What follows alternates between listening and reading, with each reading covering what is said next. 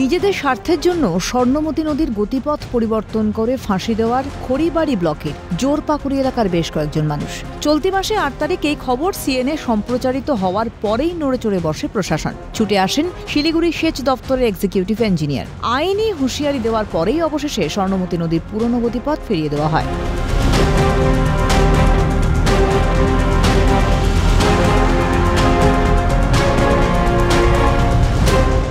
জেসিবির মাধ্যমে নদীর গতিপথ পরিবর্তনের জন্য অভিযুক্তদের বিরুদ্ধে কড়া পদক্ষেপের হুঁশিয়ারি দেওয়া হয়। এমনকি 7 দিনের মধ্যে নদীর পুরনো গতিপথ ফিরিয়ে দেওয়ার নির্দেশ জারি হয় প্রশাসনের তরফে। অভিযুক্ত গ্রামবাসীদের এই বেআইনি কাজ বন্ধের নির্দেশ দেওয়া হয় খড়িবাড়ি পানিশালী গ্রাম পঞ্চায়েত প্রধানের তরফে। এরপরেই তড়িঘড়ি নদীর পুরনো গতিপথ ফিরিয়ে দেওয়ার ব্যবস্থা করা হয়।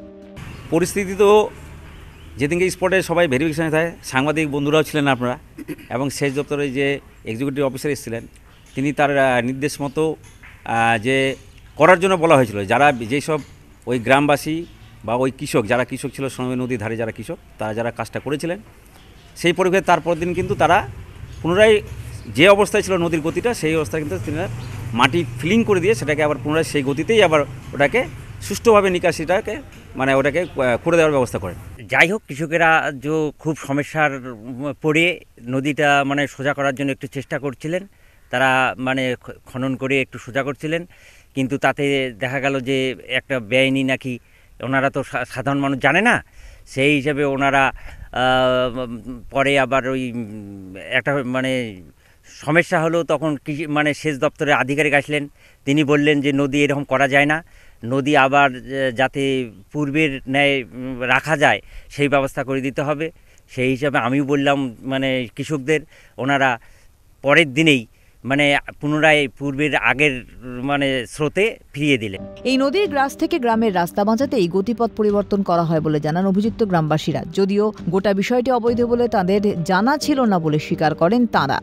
আমরা এই নদীর গতিপথ যে চেঞ্জ হয়েছিল সাধারণ অল্প একটু, যে আমরা এই রাস্তার সমস্যার জন্য আমরা কৃষকরা দুটো থেকে মাল নিয়ে আসি কাঁধে করে। আমরা রাস্তা কয়েকজন ইঞ্জিন ভ্যানের এসে ড্রাইভারের পা মচকায় গেছিলো, একজনের পা ভেঙে গেছিলো। তো এই রাস্তাটাকে নিয়ে বাঁচানোর জন্য ওই কাজটা করেছিলাম। আমরা ওই পাশের প্রায় 15-20 জন চাষি মিলে এই কাজটা করেছিলাম। তারপর পঞ্চায়েত মেম্বারকে জানিয়েও আমরা করছিলাম। তারপর আমরা জানলাম নাকি যে এটা নাকি বেআইনিভাবে, আমাদের অতটা জানা ছিল না। তারপর উপর থেকে লোক আসলো সেচ দপ্তর থেকে, যে বলল যে এটা তো ঠিক হয়নি, ঠিক আছে আমরা বাদ করে দেব, আমাদেরকে আশ্বাস দিছে ওনারা। এদিকে স্বর্ণমতী নদী পুরনো গতিপথ ফিরে পাওয়ায় খুশি এলাকাবাসী। তারা ধন্যবাদ জানালেন সিএনকে।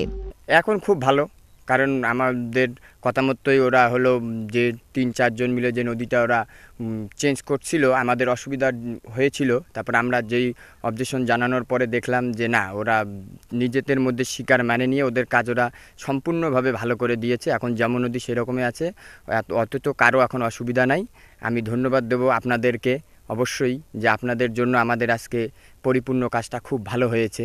প্রশাসনের তরফে কবে এই নদী পারে বাঁধের ব্যবস্থা করা হয় সেই দিকেই তাকিয়ে গ্রামবাসীরা। ফাঁসি দেওয়া থেকে পিকাই ঘোষের রিপোর্ট, ক্যালকাটা নিউজ।